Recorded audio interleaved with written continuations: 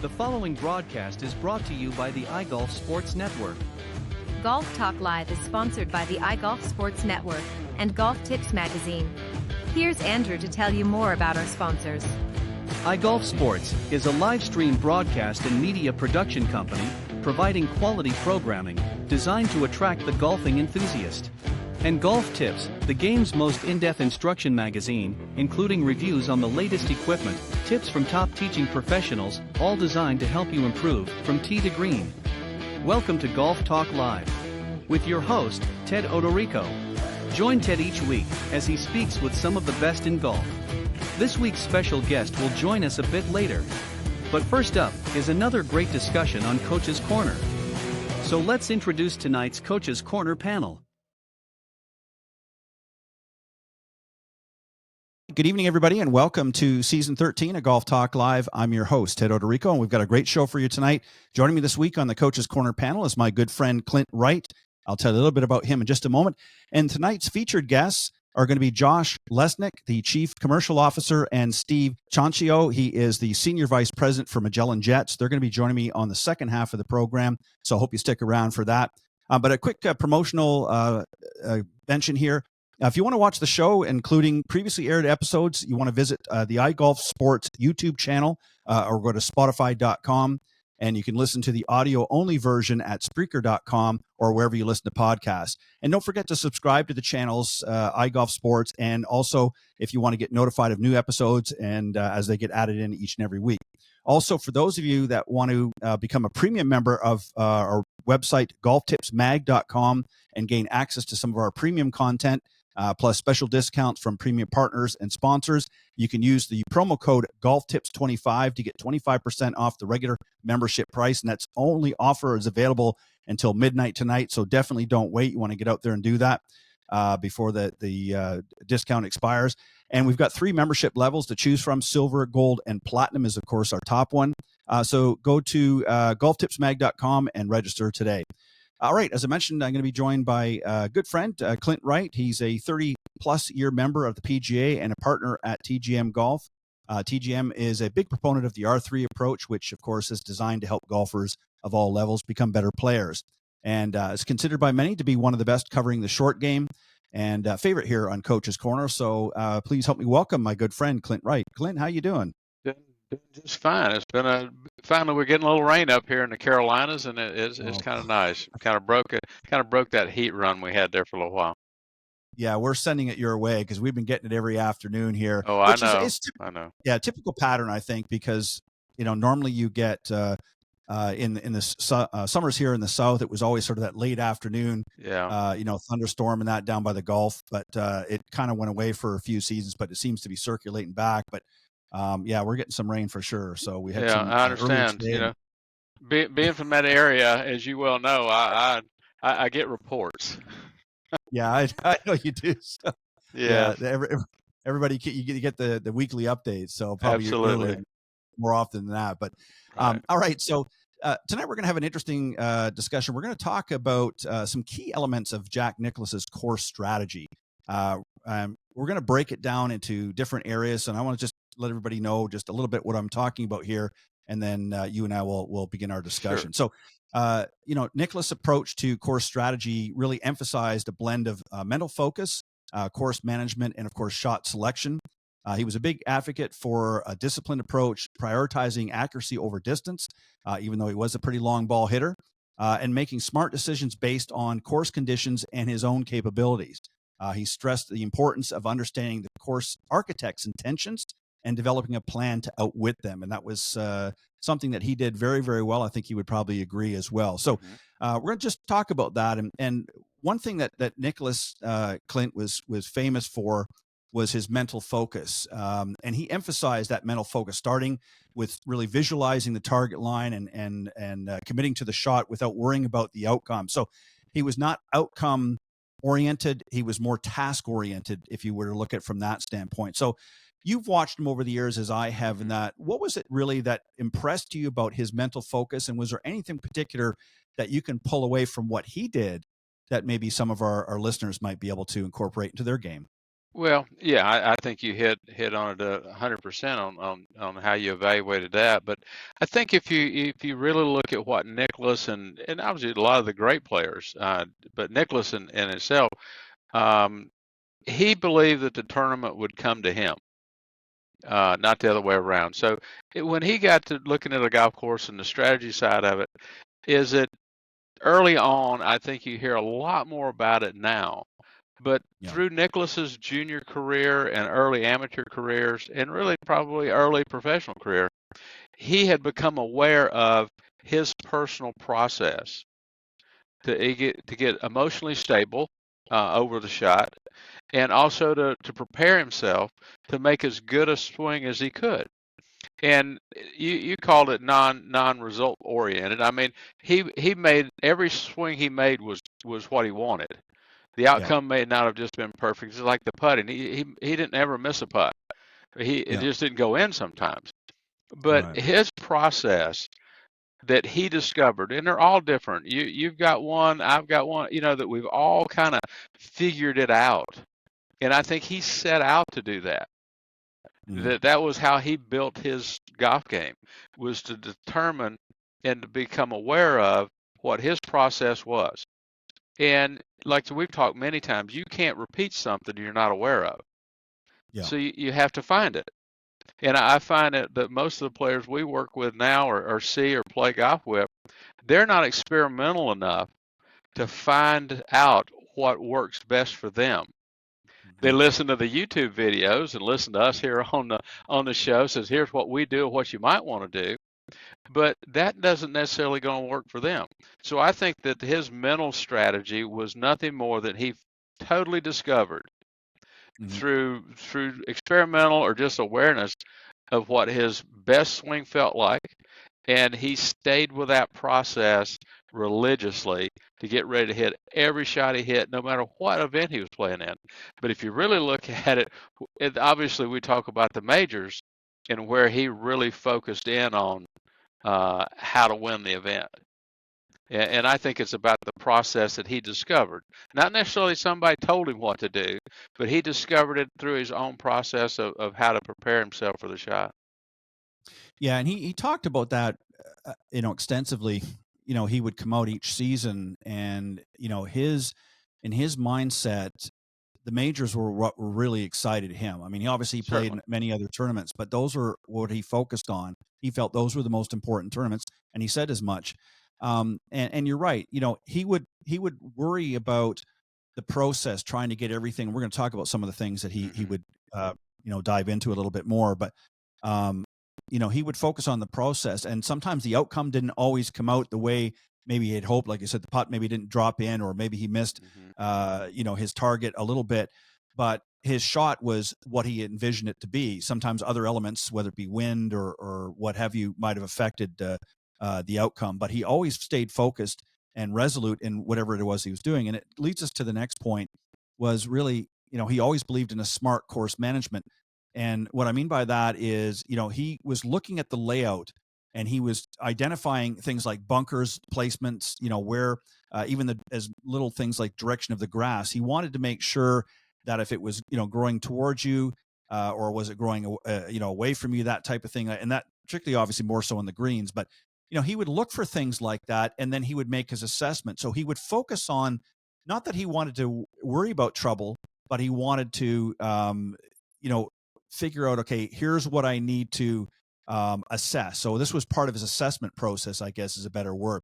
And this is something that a lot of players today, and I'm not talking about the tour players, but a lot of our amateur golfers really don't pay attention. They panic. They say, well, there's a bunker, or there's a lake out there, or what have you. Hmm. And they're more from a worry. But he was just identifying, okay, where are these targets that I want to avoid? And where do I need to focus my shot that I want to make to avoid those specific targets? Is that Hmm. pretty accurate, you think, as well? Oh yeah, I think that what I'm about to say, I really don't have any evidence to prove it, but I think if you really dug in on it, that he probably evaluated the architect as much as the course.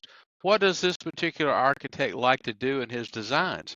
Yep. Does he favor one thing or the other? Pete Dye favored bunkers with wooden panels in the front and little small target greens. What did they favor? What were they trying to accomplish when they designed this particular course? And I'm not so sure that he tried to avoid the hazards. I think that he basically, and most good players do, says, okay, where is the shot into the green the easiest from? Is it the right side of the fairway? How's the green sit to the fairway? And I think that comes down to evaluating what the architect was trying to do. You know, I love Donald Ross golf courses because he favored false fronts and drop offs and stuff. So those were the things that made a really big green look small. Yeah. And so I think Nicklaus would evaluate the Donald Ross approach to the visuals. And if you play Nicklaus's courses, he does have that visual kind of atmosphere on his courses that they're a little bit more open in places, but visually they may not look that way. So if you recognize his style, then you can kind of figure out how to play a Nicklaus design course. So I think he evaluated the architect, but I think he probably focused more on where do I want to play from. Yeah. I know I hit a little high fade. So where do I want to play this hole to give myself the best chance of getting the ball close to the hole? And we all know, we've heard him make this statement. He said, the middle of the green was always good. Yeah. So that was his strategy. And if it wasn't a hole placement that really favored his best shot, I think many times we've heard him say, well, I'll just hit it to the middle of the green. Yeah. And try to make a putt. Heck, we play the game now. I mean, I want to hit it at the flag. Yeah. We right. we would all be good aiming down the middle and hitting it the middle of the green. We probably do a little better. So maybe we should follow his advice. Yeah, and he also took it a step further too. I often heard him say in interviews if a hole didn't fit his eye. In other words, as you mentioned, he was a fader of the ball, right? And he, not that he couldn't hit a draw, but that was not his favorite shot. Right. So when there was a hole that had a strong draw required, a lot of times he would look at that and it just didn't really fit his eye. So rather than trying to be aggressive on that hole, he would play it maybe even more conservative than normal because he wanted if he could get away with the par from there, he was happy.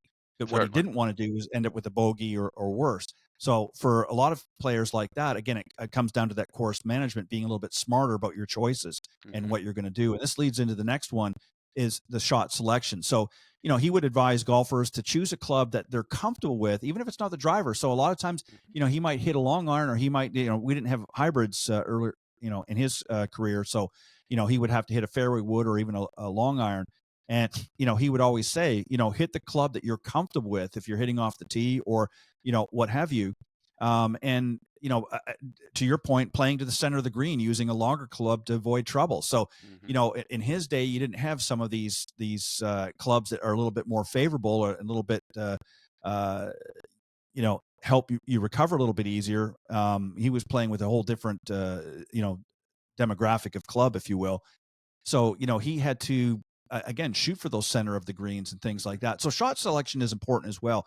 So if you're there as a coach and you've got a student and they're coming up and you're trying to help them ingrain, I guess a formula for, choosing the right club when the time is needed, what would that conversation be like? Because, and if you understand what I'm saying is, again, sometimes people just grab the driver and that's the shot they're going to hit off the tee. Cause I think that's what everybody said. Well, you got a driver off the tee, but he was a more strategic player than that. So if you were working with a student and you wanted them to have a better understanding of how to be correct in their shot selection, what would be some of the conversation that you'd have?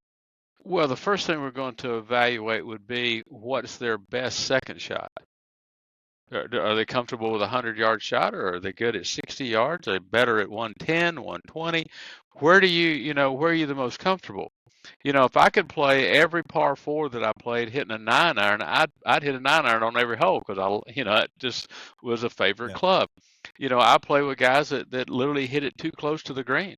They don't play a pitch shot that well. Maybe that's not their best shot. So I'm going to help them try to recognize the fact that you need to evaluate the second shot on the par 4s. First shot on par 3, there's not a whole lot you can do about it. You got to hit for distance. Right. Par 5s, do you want, your where's the third shot? That shot you're going to hit into the green, where's your best equipment? Where's it at? Then Yeah. you can evaluate what to use off the tee to get to that spot.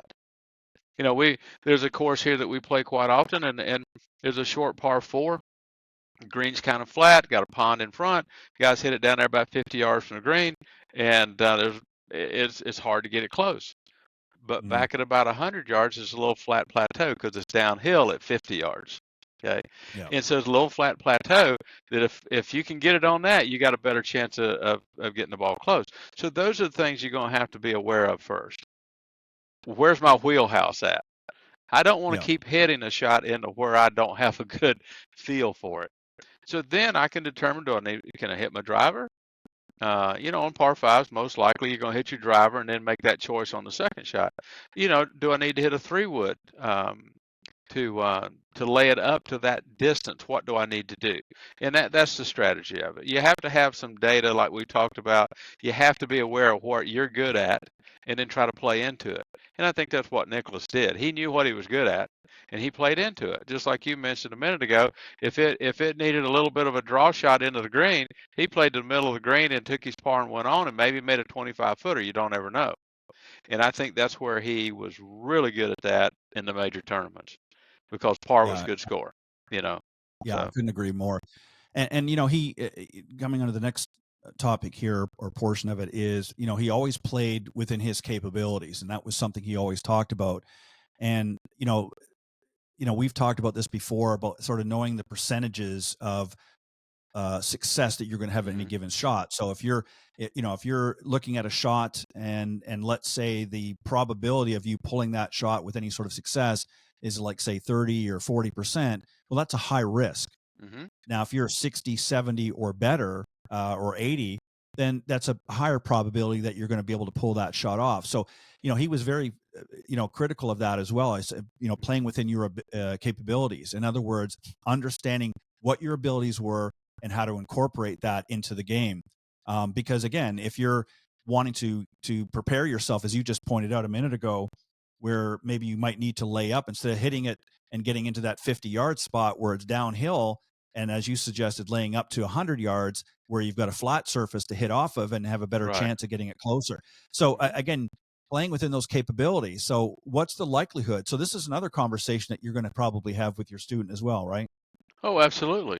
I mean, that comes down to kind of a little broader aspect of what I, kind of wanted to say was that I want you to know what you're really good at. And also, again, coming back to that architectural deal, if I hit this ball down the fairway to 50 yards, what kind of lie am I going to have? See, that's where the practice round comes in. That's where playing the same golf course, the home court advantage, you kind of know that it's real steep on one side of the fairway and a little flat on the other, so you want to play over there to that flat spot. It's just easier. Again, coming back to what we talked about just a few minutes ago, Nicklaus would evaluate where's the easiest shot into the green going to come from? Where's it at? Is it the left side for a better angle or right side for a little flatter lie? Where do I want to play? Because every shot I hit, I'm trying to make the next one easier, not harder. We have them hard enough as it is, when we don't hit it where we want to. So we want to try to make the next shot easier. That's kind of the Hogan deal. If you want to make more birdies, just hit it closer to the hole. Make it easier. That's what it comes down to. So when you're evaluating how you're going to play a particular hole, you have to evaluate your personal ability, which you're absolutely correct, and determine if your personal ability can get it into that easy spot. And sometimes it's not a driver. In today's world, it may be a little hybrid or something.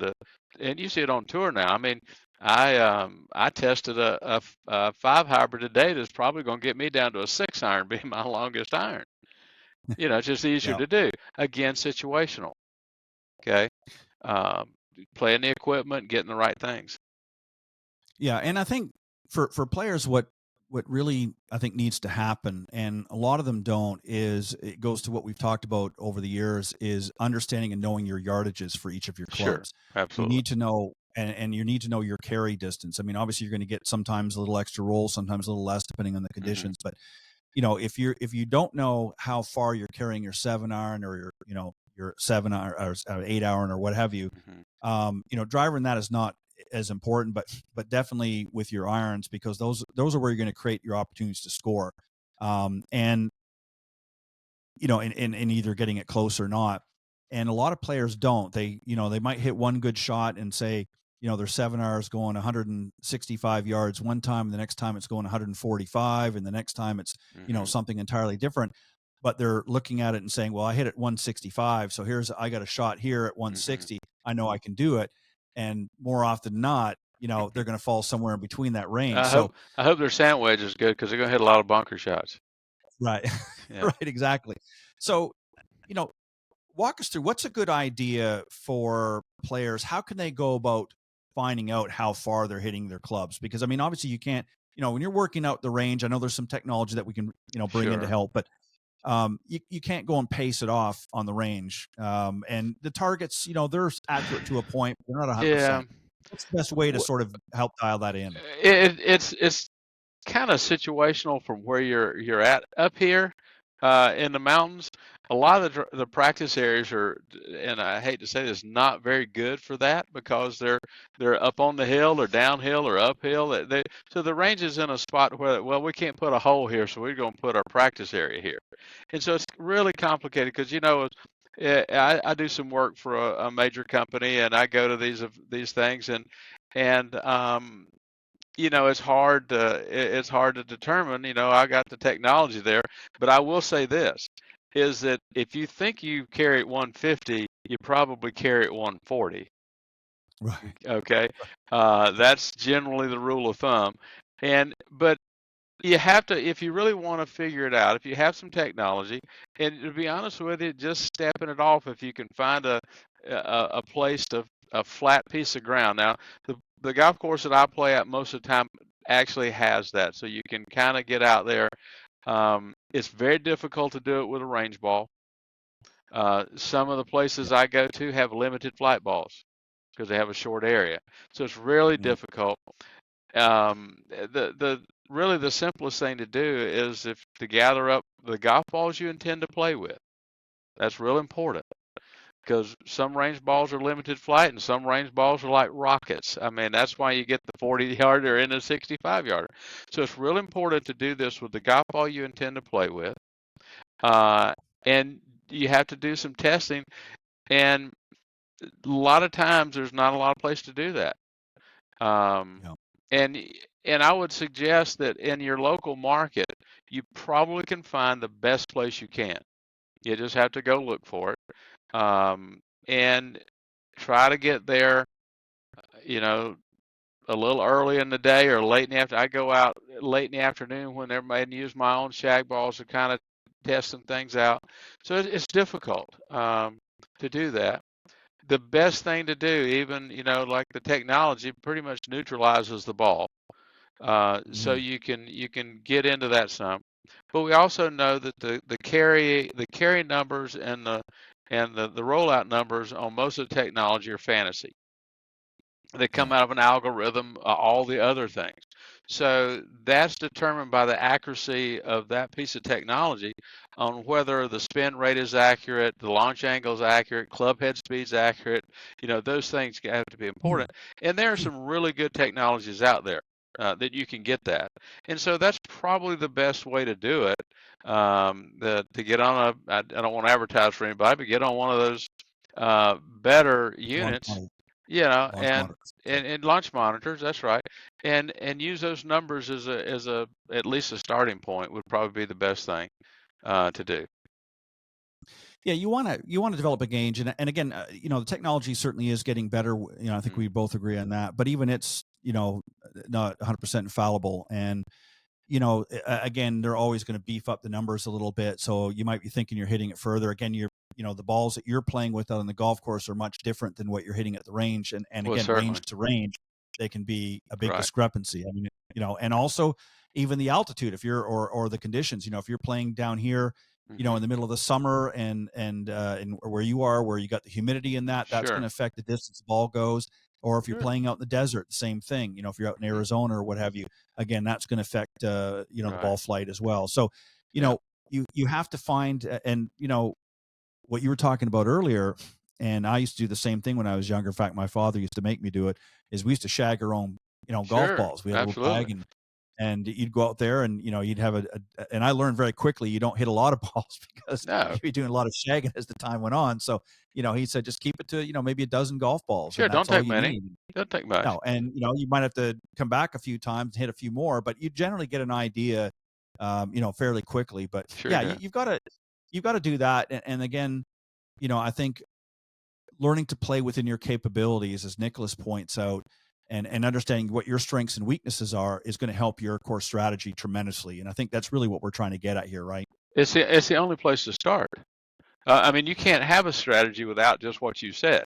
You got to know who you are first. But I will throw this out about launch monitors. I have two different ones. I won't Mm. mention which ones they are. I can set them side by side where they pick up the same shot, and the algorithms are different. The spin rates and everything will be very close, but the yardage for carry and distance will be vastly different. So Yeah. you just have to find one and stay with it. Don't change. So the point I'm getting to is, if you get on one launch monitor, that's the one you want to use to start figuring it Yeah. out, because you can go from back and forth to different ones and get totally different information. But no, you have to know who you are first. I think this comes back to the whole core of what we're talking about, as far as where do you want to play the shot from. Unless you know what your capabilities are, I find it difficult to believe that you could have any better strategy than, just like John Daly, just rip it, grip it, and rip it. That's the Yeah. strategy, you know. Yeah. But you have to know that. You have to know how far you hit your clubs. You have to know what your best shot is, particularly when you get into more of the alternate swings from 100 yards in. You got to know what your best shot is, and and what do you trust to put it in the fairway. Up here right now, you need to hit it in the fairway, Yeah. because the roughs are getting, it's tough. It's getting long. Um, Old Bermuda, hey, these old Bermuda rough fairways up here. I mean, when they don't get long, they don't, but they get thick, and so you got to know.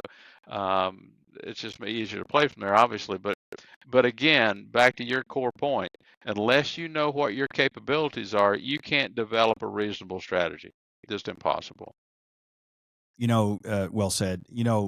Nicholas, I remember, talked about in his video done years ago, Golf My Way. He talked Mm-hmm. about tempo and obviously consistency. And I remember the example he shot in the video where he took and hit the shot with every club in the bag, and he said, I have one swing. I just have 14, or 13 actually, because his putter is Right. obviously different. But he had 14 clubs in the bag, Mm-hmm. and he hit a shot on the range with each of the clubs. And the only thing really different, the tempo didn't change, the golf swing didn't change. Some swings, some clubs that it would be slightly shorter, obviously, than a driver and that, but the tempo was exactly the same. And he said, let the club face do. And obviously for short little chips and pit Sure. shots, things like that, there's some modifications. But for full shots, the same tempo, he used that throughout his career. And arguably he was, the best player in the world. So, he must have been doing something right. So again, this is an area too, is to have that, smoothness and consistent tempo in your swing if you want to be a good player, right? Well, absolutely. And the consistent tempo is one thing. You can look across every player out there now. They're all different rhythmed. Okay. Right. You look at Nicklaus was kind of slow. Al Geiberger was slow. Scheffler nowadays kind of what you consider slow. But you had Hubert Green was fast. Lanny Watkins had quick tempo and rhythm. But if you look at the sequencing of it, Yep. the sequencing of the leg motion, the hip motion, the shoulders and arms, the sequencing in all of those swings, regardless of the rhythm, was very close to the same. So Oh, yeah. I try to tell people, you have a personal rhythm. Look at Ernie Els. He has a personal rhythm. You're not going to disturb that by saying, hey, Ernie, you need to swing a little faster. But the sequencing is what's important. So I try to get folks to understand who you are. Are you quick? You slow? Do you how you move? And then making sure that the sequencing is there. One of the things that we've talked about, not on this show, but a lot with folks, is the upper half of your body moves faster than the lower half. The muscles are just capable of moving faster. So Yep. if a golf swing takes 2 seconds, for example, then it needs to take 2 seconds at the top and 3 seconds for the bottom. So you can't expect the bottom half of your body that needs 3 seconds to keep up with something moving at 2 seconds. Mm-hmm. Okay, so the sequencing has to be based on your particular rhythm. If you can move your hips quick enough, then you have a quicker rhythm. But the sequencing is what I think is important. You know, you have the events happening, so which is happening first, which is happening second. So, but I find that if people will slow down, I don't like the word slow down. It's more of a calm down. Take the tension out of your hands and your Mm-hmm. shoulders particularly, then you can find your personal rhythm. But if you're Yeah. real tight over the ball, you're just going to be real short and tight. I mean, that's just, pretty simple. So relax the hands, relax the shoulders, and using some of Hogan's ideas and Nicklaus as well, let's make some slow motion swings. Find that Yeah. calm, breathable rhythm, you know. And so, yeah, I agree. But most importantly, you have to stay with your personal rhythm. You can't alter that on a regular basis, okay? Because it's who you are, But the sequencing I find more important than so-called a slow rhythm. Yeah. I often found, when I would watch a student that was, that I was working with, and I've mentioned this on the show before, Mm-hmm. what I would often do, if I was already out in the range, which I usually was waiting for them, I would watch as they walked up. Mm-hmm. I would already make arrangements maybe to have their clubs delivered or what have you. And, Right. we're already there or, and I would watch, and you could always kind of get a general idea if they had a fast walk, if they had a slow walk. And if you had somebody that was a very slow gait, if you will, Right. like a, Freddie that just, Freddie Couples that just sort of, Mm-hmm. very smooth in his walk. And then they'd come up there and they try to just murder the ball with this fast swing speed. You knew that they were not in their normal sync, Rhythm. tempo, if you will, or rhythm. Mm-hmm. And so, I would always, very similar to you, is I would try to get them to calm down. I would say, think about when you go for a walk, how do you walk? Are you a pretty quick pace? Are you a medium pace? Or are you a slow pace? And then think about that. And if you're a slow pace, then think about your golf swing. Think about creating that and recreating that same sort of rhythm, if you will, that you would if you were going out for a walk. Right. And a lot of times people stop and think, yeah, you know what? When I think about that, because I would see them like they would get so quick in that. I say, well, why are you rushing that? It took you a pretty long time to come up from your car here. You didn't walk real fast. So why are you now trying to swing real fast when you're naturally your rhythm is a little bit slower? Or conversely, if somebody, was very quick, and then That's all of a right. sudden, because they've been told to slow their swing down, now all of a sudden they're trying to go real slow, and it's not. It's I equate it, and I know it seems a little bit of an odd analogy, but it's almost like somebody that's on too much caffeine. You Yeah. get people that they get Yeah. jittery and they get out Sure. there and they're tense, and, Right. and I just see, slow down. You're really swinging the club. You're not trying to hit the golf ball. You're Right. swinging the golf club, and you do it with your natural rhythm. And a lot of people don't know that. And Nicklaus was great at that. It didn't matter what kind of pressure he was under. Mm-hmm. You never see him.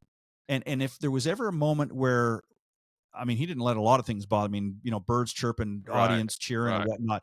But you could see that when he was not in the right mindset to hit that shot, he would very casually back off, Mm-hmm. and he would go through his entire routine again, never saying a word, never, turning around at the camera guy or anything like that. He just did his thing. He That's was so correct. hyper focused in what he was doing. Mm-hmm. And I know everybody can't do that. Right. But it brings us really to this last point is he had a lot of discipline, and he stressed that. He said, you've got to have discipline, not only in your, shot selections, but your course management to avoid unnecessary risks. Because if you're all over the place and you're not really hyper focused on what what the task is, what the shot is, visualizing it, then you're going to be all over the place. Mm-hmm. And it's very difficult for a lot of players. And again, not everybody's playing competitive golf like he was or what the tour players are now. But if you want to get out there and be a better player, you've got to be more disciplined. So let's wrap it up with discipline. Give us some Sure. I mean, idea or thoughts on it. we can make light of it however you look at it, but we're talking primarily here about somebody that's a competitive player or wants to be as good a player as they can. There's probably 30-40% of the people out there that could care less about what we're talking about. They're out there going to have a good time going, it's kind of whack-a-mole. They're going to try to hit it and find it. But you have to decide, do you really want to be the best player you can right now? We have a lot of conversations that our age is that I can't expect to play the way I played years ago, but I want to play Yeah. the best golf I can play right now. So in order to do that, I have to be disciplined enough and also realistic enough to understand that I have to have a different focus and try to do things differently than I did before, and that takes a certain level of discipline. And it's easy to get aggravated with the maintenance crew that runs past you when you're trying to hit a shot, but that's not discipline. That's awareness. So the discipline is to back away and start over where there's not an excuse. I'm mad at the cart guy now. So there is a certain level that you have to decide if you're going to do that or not. To me, discipline is Yeah. a choice. It's Mhm. not, okay, it's a choice. And, we can touch a little bit on, we have our power game is in speed, not tension. So if I'm disciplined enough to stay relaxed through the whole swing, I'm going to hit it further because I'm going to develop more speed. And I think Yeah. that's where you find that whatever you have to do, discipline to me is staying in touch or focused with what makes your swing work. And whenever that Mhm. process is disrupted, the discipline is to Mhm. walk away and start over. And that's hard to Right. do. Yeah. It's Very. hard to do because Nicklaus could stop mid swing. Mhm. Okay. I Yeah. mean, Tiger that's did the same. absolutely. They all could do it. They all can stop mid swing when they're really tied into it. So, yeah, I find the discipline aspect is, I guess you could call it discipline, but I think it's just staying in touch with what you need to do. And if you want to call that Mhm. discipline, fine. But it's more or less staying in touch with the process you've learned. And if something disrupts it, start over. And Yeah. that's obviously I that's what Nicholas would do. Yeah, and I think just again, I realize that a lot of what we're talking about is going to be more applicable to, the more competitive golfers, Certainly. and I get that, but I thought it'd just be interesting to sort of, you know, rediscover or rediscuss a little bit of Nicholas, because I Hmm. think that people can learn something. I mean, you're not going to adopt everything that he did, because if you're just out there and you're having fun with your buddies, Hmm. but at the same time, there always, I think, are a few little nuggets you can take away from Certainly. what he did that can make you a better player. Hmm. And I think really the thing was that I take away from it is, number one, that he got to know the golf course a little bit better. He had the advantage of, obviously, of knowing a lot of these architects and being around golf, for so long. So he knew their styles, and he got to do that. And, most people don't have the advantage of that. But, if you're a member at a club or something like that, you can kind of get to know the golf course and things like that. And, just sort of play it in your head and say, okay, where are some of the consistencies in this golf course? The bunkers tend to be, this way or that way, or they tend to be, higher lipped golf course Hmm. bunkers. So, you can plan that way. And, I think for people that are playing the same course all the time, in my opinion, there's really no excuse for them not to study it a little bit better. If Right. they want to get better, they play this, golf course for 10, 20, 30 years. And they're like, gosh darn, I just can't seem to, get over that Right. hump. And then you ask them certain things about their golf course. Well, I'm not really sure about that. And, Hmm. you get out there and you point things out to them, and they're saying, well, I never really thought about that. Right. I never really Yeah. noticed that You before. you Well, learn you've to been play playing it. this golf course. Yeah. You got to learn to play. It's exactly, it goes to what you always talk about is, Hmm. instead of quit trying to learn just how to hit the golf ball, learn how to play, how to That's become right. a better player. And there's a lot of factors involved. It's not just learning about ball striking. That's just a component of it. There's the mental part of the game as well. And that's what Nicholas dominated in. He Absolutely. was not, he was a good ball striker, no doubt, but he was not the best on tour. Mm-mm. But he had a mental acuity that was second to none, certainly during his time frame. And the only one that I've seen that really has come along earlier on was Tiger. And now you're seeing somebody like Scotty Scheffler. What's surprising about Scotty, in his interview that he just did the other day, is he's talking about, golf, whatever, this type of thing. But to him, it's not that he doesn't enjoy the competitiveness, but there are other things that are more important to him, his family, and obviously he's got Sure. children now. Yeah. And it's just a different philosophy. But Nicklaus was the same way. right, Yeah, exactly. he would fly back and Nicklaus forth. was very family oriented. Absolutely. Oh yeah, and Yeah. I mean he knew. Well, what Nicklaus had an advantage too, though, and as I'm sure a lot of them do, is his wife Barbara. He knew Barbara was at home looking after the kids, Sure. taking care of the household was done, so he could afford to be able to out there and focus on what he needed to do. And she trusted him to do what he needed to do, Right. and he trusted her to do what she needed to do. And it was, Partnership. simpatico. Now, yeah, it was a partnership. And just recently he was in an event and he was talking about, and she was on the bag, of course. And, Right.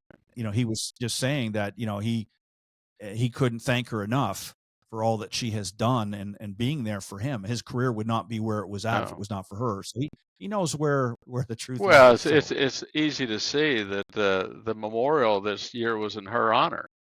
I mean that's pretty special for that. So it's obvious that's where it comes from.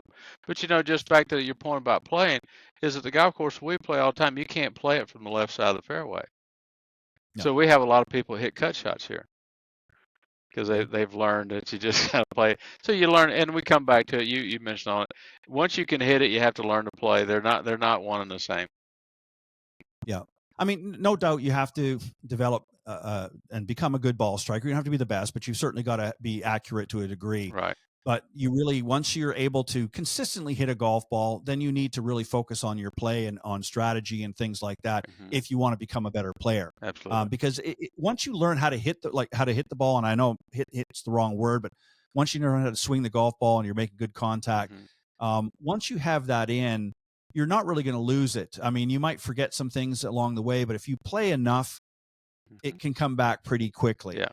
But if you never understand that from the beginning, if you don't know how to swing the golf club properly, well, then of course that's when you're going to run into problems. But Nicklaus just, I think, over his career gave a lot of really good advice, and the main one was really the discipline. And if you want to be a better player, then you're going to have to put the time in, as we've talked about with practice and things like that. And you have to do it with purpose, but you have to take time in understanding a lot of other components, and it's not just about out there trying to hit it 300 yards all the time. And I think he epitomized that. But any final thoughts? I mean, just to summarize what you said there, no matter what sports you're in, golf or even a musical instrument, anything that you want to be good at, you have to put the work in. And where does that work start in our game? It starts at the green and works its way back. Where you're going to be good, and recognize where you're good, try to recognize where you need work, and keep working on it. And I think that this conversation we've had as much as important to me for the junior or senior golfer in high school and young college players. I mean, that's you can see it. And if they adopt that, then they'll become the best they can be, whatever that level is. Couldn't agree more.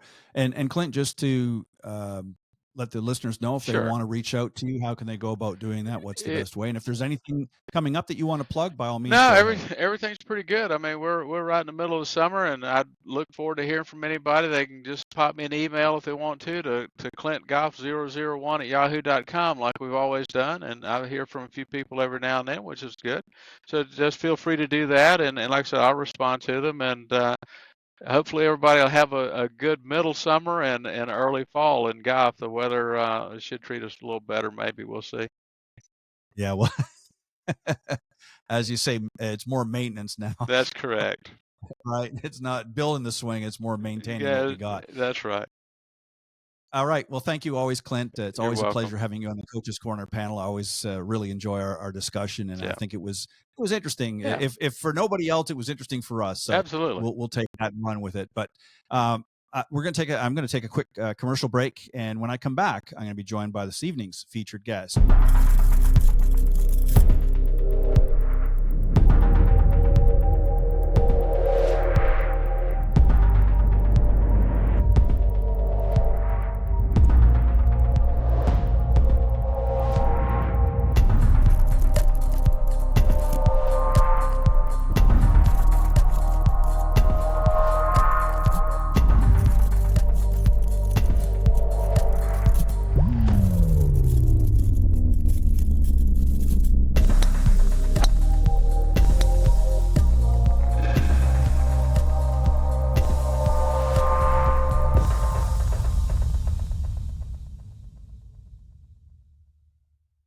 Improve your putting with the Alignment Ball Marker, a revolutionary new in-game putting alignment tool and ball marker. Its patented design allows you to reach your putt and adjust your alignment at the same time by using your putter, which improves your accuracy and makes the process of putting faster. 100% legal according to the USGA, by their definition, permitted under the rules of golf. Winner of Best New Product at the PGA Show and only $9.99 on Amazon. And it's also completely customizable for any golf event or as a promotional giveaway. Order at alignmentballmark.com. Welcome back, everybody, and I'm excited to be back on the show. And tonight's featured guests, I'm going to introduce them here in just a moment. But don't forget to remember to go to our YouTube channel, iGolf Sports, and subscribe while you're there. All of the previously aired shows, including tonight's, will be there, and you can check them out at any time. There's lots of good stuff there. I think there's close to almost 1,000 videos now of past shows going back 13 years for Golf Talk Live. So I'm really excited about that. And you can also catch the other show that we do Tuesday mornings called The Women of Golf, are also on the platform as well. And then also don't forget to join our membership website, golftipsmag.com. That's golftipsmag.com. We got 3 great membership opportunities, silver, gold, and platinum, and get insight to some great instructional information, and as well as many of our sponsor and premium partner discounts available to our premium members. So make sure you go and do that. Go to golftipsmag.com. All right, I'm going to very excited to have these two gentlemen join me tonight. Let me introduce them, and then we'll get into tonight's discussion. First up, of course, is Josh Lesnick. He is the Chief Commercial Officer for Magellan Jets, and he is been there since 2023, overseeing all sales and marketing, customer loyalty, rewards, and partnership initiatives. With over 30 years of luxury hospitality experience, he previously served as president of Collective Retreats and experiential outdoor hospitality company. And he was also the CEO of Associated Luxury Hotels, chief marketing and revenue officer of Wyndham Hotels, and many other things. We'll talk about that a little bit later. Also joining the show is Steve Ciancio. He is the senior vice president of Magellan Jets, and he is also seasoned expert in the development and delivery of private aviation experiences, and coordinates trips for a number of Magellan's top professional athletes, musicians, and corporate accounts, and has personally managed the private aviation logistics for hundreds of exclusive golf getaways around the world. So, gentlemen, Steve and Josh, welcome to the show. Thanks for having us, Ted. Thank you. All right, appreciate it. So, I always start off with my guests just to get a little bit of background, more other than obviously business experience on two of you. Obviously, I'm assuming both of you play golf at some point. Talk a little bit. Josh, I'm going to let you go first, and then Steve. Just talk about your first earliest memories of coming to this game. What was it about golf that drew you in? Sure. I picked it up actually after college. I was working at a resort called the Sagamore in Lake George. It's got a great Donald Ross course, and I was actually running the club grill at the golf course. And I remember after work and before work, I would go to the driving range and start to hit balls, and just kind of learned on a great Donald Ross course. And it was immediately a passion and something I've loved and play avidly ever since. And I would say, it's kind of over the years after graduating college, there's a group of us that get together every year. There's about 20 to 30 of us, and we have a polyester green jacket. We've played most of the major courses around the country, around the world. It's just become a great, not only sport and passion that I have, but a great way to stay connected with friends, close friends. I couldn't agree more. Well said. And Steve, what about you? What's your earliest recollection and memory of how you got introduced to the game? Yeah, I grew up in Westchester, New York, and when I was about 16 years old, I moved to South Florida. I lived in Boca Raton for about 15 years. I never played when I was in New York. I just never had the opportunity to, and just wasn't something that my family did. I moved to South Florida, and when I was in high school, one of my classmates was a caddy master, or worked in one of the shacks at one of the municipal courses in Boca, and we had that inside track. We would show up after school, 5, 6 o'clock, we'd throw them $10, and we'd get on the course. And that was really my introduction to golf. And it happened to be on a nice little course in Boca. And ever since then, I started to love golf. And my brother and my dad, we really started to come together as a family and play. And now still to this day, weekends, down in Florida, or they're coming here back to Boston, we get together and play golf as a family. So not when I was really young, I never played in. So I've been about a 15-year player and started progressively playing more and more as I started getting older. Yeah, it's interesting that neither one of you really had early roots in playing the game as a lot of people do. I mean, I started when, my dad took me out officially when I was about 7 years old, and got introduced to the game. And obviously, you've played, and I've been teaching golf now for over 32 years. And this is sort of my side gig, if you will, is doing the podcast. But it's always interesting. I like to just find out how people first came to the game. And I'm going to go in reverse order. I'm going to start with you this time, Steve. Just carrying on golf for a second, then we're going to get into to talk about Magellan. But what do you think is I guess, two areas of the game? One that you didn't know when it comes to playing. Obviously, it's a difficult and challenging game, as both of you, I think, can probably attest to, as we all can.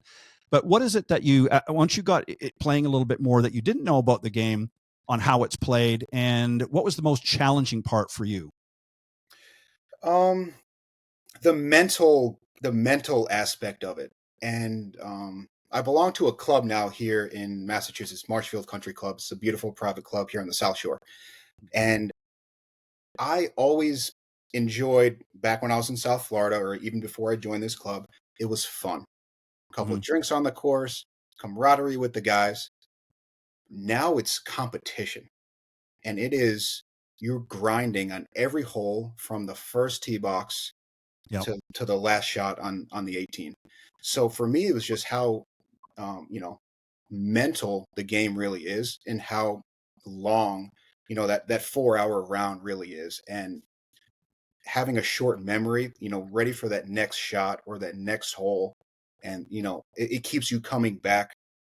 That 18th hole, that last putt, you make it, it makes you want to come back the next week or the next round. So it was really, for me, how difficult and mental the game really is.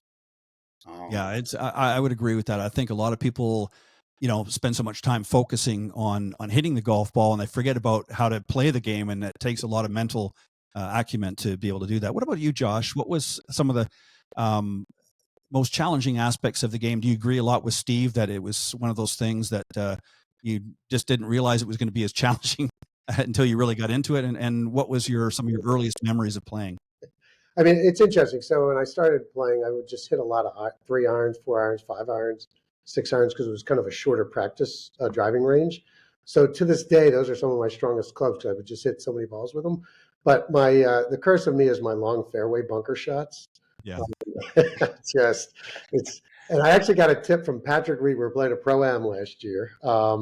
And I stood in the trap, and I kind of hit the typical amateur shot, 30 yards out of the trap when I was trying to go 150. And he walks up to me shaking his head. He gave me a little tip, my Patrick Reed tip. And since that point, I've been able to get out of there a lot better. But it's really, I would say, I'd agree with Steve. It's kind of managing myself around the course. I always know I should lay up, but kind of always go for it. And generally does not work out as well as I'd hoped it would. Well, that's as they say, par for the course, and I guess it's just the way it is. So let's talk about Magellan then. So I'm going to give you, Josh, a few moments, if you wouldn't mind, just to talk about, give us a little insight into who you guys are and what it is specifically that you do, and then we'll unpack with specifics. But if you can just kind of give us an overview of Magellan, give us an idea for the listeners. Sure. Magellan Jets is a private aviation company. We provide 3 main services: point-to-point charter trips, and Steve will talk a little bit about this, where a group of guys or a group of women want to go and play around the golf. So they start at point A, go to point B, and then they return. We also sell a jet card program that gives you a number of benefits: fixed pricing, guaranteed mechanical replacements, so guaranteed availability, 365. So that's our second product. And then we also sell a fractional program for people that want to have a ownership share in a plane. The company is 17 years old. We are based right outside of Boston, privately held business, great little financially stable business. We like to say we're a boutique firm, even though we're the 5th largest private aviation firm. We do everything in a very customized, bespoke way, a very exclusive way. When you join our company as a customer, you get signed someone like Steve, and he kind of makes sure that everything you need, along with our guest experience team, is catered to and taken care of. We flew. It's really interesting. I was kind of looking back to our records. We've probably done over 5,000 golf trips, recreational amateur golf trips. And last year we flew 10% of the Masters field to the Masters of players. So we do both, high net worth individuals who want to take a golf trip, and some of these places are extreme. So we've pretty much flown someone to wherever you can play around the golf. But we also fly the pros around to a number of the tournaments. Yeah, and we're going to talk about how you guys really have become integrated in with the professional golfers as well, and other obviously sports professionals. But Steve, let's talk about, Josh brought up a point really where, there's a lot of people now, maybe a group just wants to go somewhere. Maybe, I want to take a group. We want to go out and play Pebble Beach and maybe some other areas out in the coast and that. So if I wanted to do that, again, I don't necessarily have to become a fractional owner of the aircraft. I can just, so walk us through, I mean, obviously you don't have to give us all the details, but generally, if I want to do that, what's sort of the procedure that goes from there, and how do we go about doing that? About 2 hours ago, I sent a video. I have some friends at Old Head right now, took a helicopter tour. So I sent it to my local course buddy group chat earlier, and I immediately got some text back. Hey, Steve, how much would it cost, or what do we need to do to get some guys to go from here down to Naples later in the winter? So it's as simple as that. Our customers can reach out to any of the advisors on the team to do an analysis of the trip. How many passengers? When are we looking to go? What are some of the destinations? And then we start to determine or create the best experience possible with a budget in mind, with an experience in mind. Do we want to go over the top? Is this kind of basic? What's the turnaround on this? And then really create a customized and bespoke kind of solution for them, because it can get very expensive, or Sure. we can kind of tone it down to something a little bit more simple. A turboprop on a short trip, a global 6,500 on a, intercontinental, 4 foursomes trip over to, to Europe or something like that. So what we want to do is analyze the trip and then create something custom. And we start looking at hourly rates and making sure that people are familiar with the pricing, because it's one of the first kind of layers here. Steve, what are we talking? And then we can go into some of the rates anywhere from $5, $6, $7, $15,000 an hour, right? We're scaling all the way up, and how far we actually need to go. And something that's interesting is, how many bags can we fit? How many guys are we bringing? What's the flight time? Do we need a fuel stop? So there's a lot of factors that come into play, but Sure. reach out to one of the aviation consultants. We're all fully trained in how to analyze something like this and to build out a customized solution. Sorry, go ahead, finish your thought, and then I just wanted to follow up. No, and then the way that you can reach us would be, on our website. We have some great forms. Our marketing team does an amazing job with sending out content with ideas, experiences, featured member events that we have to kind of get your mind around what the expectations of the mission are, so then we can help kind of put it together for you. What I was going to ask you is just going sort of piggybacking off of a longer flight, like say if you were going to Scotland, you want to play the old course and maybe, some others in the area, and you've got a foursome, obviously, you're going to require a larger craft to be able to go that distance. So, and I know they can obviously house more than 4 people. Yeah. So do you try to, how does it work? Do you piggyback other groups that want to go around the same time? How does that work? If you've got, if I want to bring a foursome and say, okay, next, this spring, we want to go to Scotland, we want to play this, and the time frame we're going to go. And obviously, as you said, it's a longer range travel. Yeah. How does that work? How do you, parcel that out so that, you're making the most of that? Great question. I'm doing it right now. I have a trip in progress right now. They're actively there.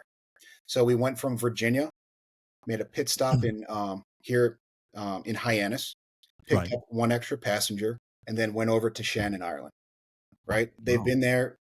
They're playing multiple courses. They've been there for over a week. They come home on Monday, and they called me and said, "Hey, Steve, we don't want to fly out of Shannon. We want to fly home from Kerry." So now we changed the plane. Now they're coming home from Kerry. We had to figure out customs and everything, but it worked out fine, and we're sending them home on Monday. And we identified a couple different aircraft for them to choose from. Okay, great. Size, age of the aircraft, different layout that these guys typically like, and I've been flying them for years now, so I kind of know. Some guys like more of a club seating, right? They want more of a front, rear, club, bench seating, galley in the front, flight attendant type of product. Or there's something like a Falcon 2000, another type of aircraft, 10 individual captain's chairs. Somebody might want that if maybe they're not too close of a group. So we're going to identify the right aircraft for the mission, but we're going to present to you 2, 3, 4 different planes, Okay, so that great. we can talk through them together. Pictures, specs, details, Wi-Fi, catering, all the above. So we'll review them together, all different price points, and then we'll choose one. We'll procure that aircraft in terms of safety, crew, performance, runway performance, duration of the flight, make sure everything's perfect, secure that aircraft, and then follow up with itineraries and all the above. Something interesting you mentioned, Ted, about people wanting to play different courses. We're going to launch later this fall, like a whole custom golf experience where we can also coordinate all the ground, the tee times. So we're aligning with a strategic partner that'll be able to help our customers. We'll fly them there, we'll coordinate the ground stuff, but they'll be able to get them on the courses and then some of the unique hotels and other related. So you're actually going to bring in pretty much like a concierge service, Yeah. in addition to They the kind of piece together all those logistics, and it's a lot of work. I'm sure you've planned a lot of golf trips with groups. It's like kind of coordinating everyone and getting the right tee times and making sure you can get from one place to the other. Certainly, flying private makes that a lot easier because you can kind of leave on your own schedule. But right. still a lot of logistics, and our goal is to give you as much service and coordination around that as you need, all the way up to every detail of the trip. And Ted, a lot of the aircraft that you're flying overseas, especially over to Europe, they really seat at a really minimum 12 passengers. Right. So we can get 3 groups over there, which really makes it cost effective. We break down Right. That's what I was getting that at. number, divided by 12 or 8 or 16. Now it's effective, and it makes sense. Well, and this, Josh, this becomes a real game changer for a lot of people because, as you guys know, flying commercial Sure. right now, and I don't care where you are in the United States, if I can be so bold, kind of sucks. It really does. It's just not a pleasurable experience. There's long waits in the airport. Lost It's luggage, just lost lost luggage, all of this kind of stuff. Yeah. And there's also, and this is the point I'm getting to with you, is there's been here of late a lot of safety concerns. We've seen a lot of issues happen, and I mean, Lord knows that things can happen regardless. But you guys really put a safety first. It's a mandate with you guys. We want to touch on that a little bit, Josh, if you don't mind, and the importance of that, because again, in this day and age, Sure. it's not just getting to and from your destination. It's the experience, but it's also, I want to know that I'm on a situation where a flight that's that it's gone through the proper checks. Absolutely. And it's going to get me there and back in a timely fashion and safely.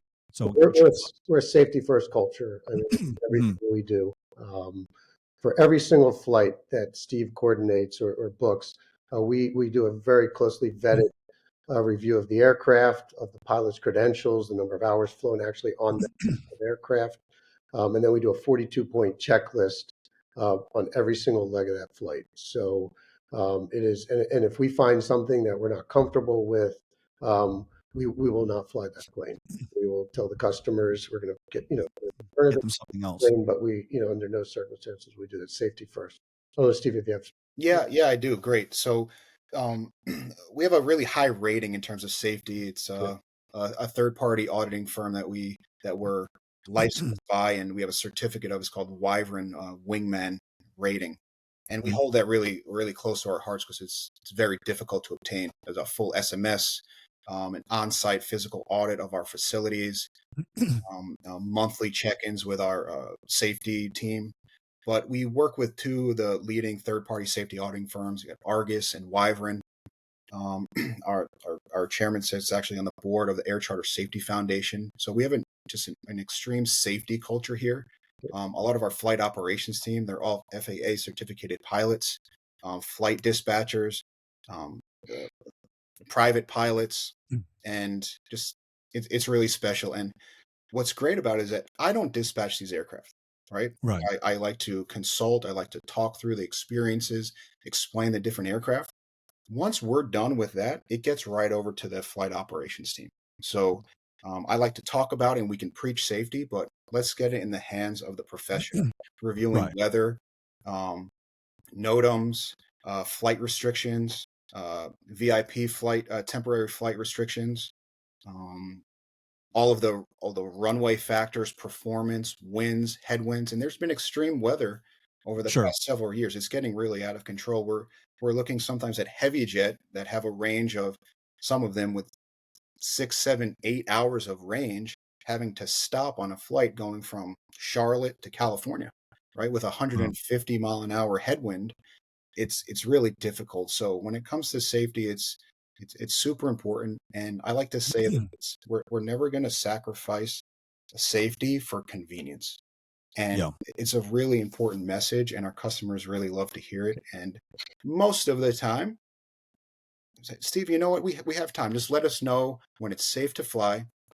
We'll send you back home if it's not. We'll let you know when the aircraft is ready and in position, when the crew's checked everything out, and ATC has allowed us to depart or put us in a holding pattern or whatever the case is. So the convenience and safety really goes hand in hand. It's really important.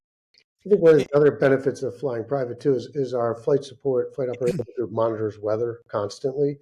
Mm. If we know we have a flight leaving from Boston going to California to play golf and we see a weather front coming in, we'll kind of work around the logistics, get the aircraft positioned earlier and get the people out earlier, which is you couldn't really do on a commercial flight, but Yeah. Right.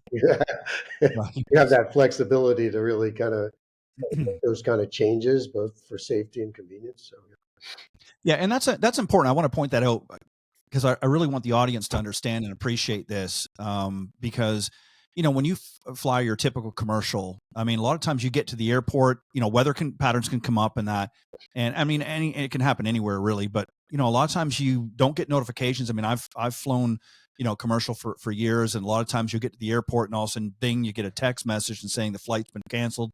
It may go up in 2 hours, it may not, or maybe it's overnight, and I know that can happen with anywhere. But it's good that you guys are closely monitoring that because, again, as you pointed out, Steve, is from a customer's perspective, we can go out and play. Excuse me, we can go out and play golf, anytime. So if we have to delay it because of weather, that's a bigger, concern for us is not getting wheels up and then getting out somewhere and getting into a bad weather pattern. So it's nice that you guys go that extra step to make sure safety first. So, Josh, I'm going to come back to you if we can real quick and get you to talk about, as I mentioned a little bit ago, sort of the tie-in between you guys, Magellan Jets, and into golf. How'd you guys get into golf? I know you're involved with other sports, big guys as well, but how did golf and you guys sort of come together? And what are some of the commonalities between golfers and flying privately? yeah, so we've done all the market research and the customer service. 50% of our flyers are avid golfers, have a strong Yeah. affinity for golf. And, we've, since the day we launched 17 years ago, we've been doing golf trips and golf related experiences. And we've been flying PGA pros as well for over 10 years, a variety of different players. So what I think the natural tie-in is convenience, as you've talked about. You're moving a lot of clubs, making sure you get there on time, getting into difficult courses, Bandon Dunes, Cabot, some of these places, which are just incredible golf destinations, are hard to get to. You could spend Yeah. a day on a train, plane, and automobile getting there. So Yeah. private aviation allows you to come like right in really close to your destination. You even think about it, Ted, you play Bandon Dunes in the morning, fly out to Pebble Beach, the next day fly down to Cabo, and you could do all that on a private jet. You'd never be able to do an experience like that on commercial. And the other thing too, Steve, maybe you could touch on a little bit too, is I think people, when they, and you've sort of alluded to this a little bit, when first people think of, okay, private jets, are thinking, okay, well, this is, the Michael Jordans and the, Scotty Schefflers and all these guys now, but really it's not like that anymore. I mean, at one time, yeah, private jets was for, corporate CEOs and, the very well-to-do, but it's changed. That business model has changed and the market has really opened. Maybe you could touch a little bit about that. There's an amazing marketplace of aircraft that no one really knows about, and it's our business model. It's what we specialize in. There are thousands of private aircraft readily available through Magellan Jets that are waiting for people to fly on them. Mhm. And there's a price point associated with them that come in different factors, and I'll explain the industry for a second. There's hundreds of aircraft that don't have a home base. They Right. fly point to point to point to point all across the country, and they never go home. Therefore, we can do point to point travel and never have to pay for that extra deadhead or that empty leg, because the aircraft doesn't need to. Once we pick you up in Cincinnati, Ohio, and drop you off in Denver, like, that aircraft's not going back to Cincinnati. It's Right. staying there for the next mission. Um, on the other side of it, there's those local operators, are some of our vendors in our preferred network of aircraft in which we utilize, and the Magellan Jets preferred network in which they do have a home base, and those aircraft are going to come back home. So maybe we're going to use that local provider when we're doing a road show for our corporate travelers. We just had an IPO roadshow a couple of weeks ago that was multiple stops over one day. And guess what? They needed to come back to Washington, D.C. that day. So Right. we identified that aircraft to find the best positioned aircraft to minimize any of the repositioning necessary to keep that cost down. Right. So when it comes to being somewhat affordable or economical, we can really break down this price per person as we're loading up the flight, right? 8 guys on a flight, 12 guys on a flight to California, Colorado, or to Florida. Dividing that cost, it makes it more affordable. Now, these planes are not operating at $1,000 an hour, right? They are still going to be $5, $6, $8, $10,000 per hour. And so that comes into a factor when we determine where are we going to go to Scottsdale, right, from the East Coast, or are we going to head down to Miami, or are we going to Right. go to the Bahamas, to Marsh Harbor, or Abacos, or Teeth of the Dog? We're going to go to the Caribbean instead of going to the West Coast. So flight duration is really important, and then how many passengers on the aircraft are important to determine the cost valuation with that. But we're happy to run pricing for anybody. Obviously, Mhm. that price point is going to be there, and there's a lot of white papers that we publish, and there's a lot of information on the internet about the hourly rates associated with them.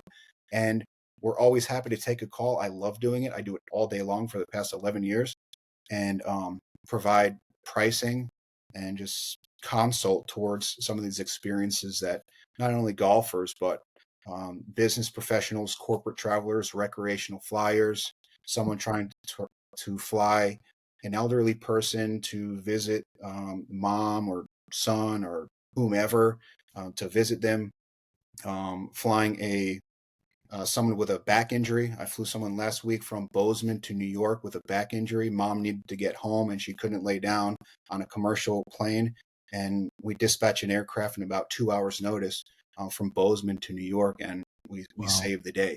So there's a whole marketplace of aircraft readily available to Magellan Jets, so that we can identify what's positioned best to keep that rate down, to make it more affordable for the consumer.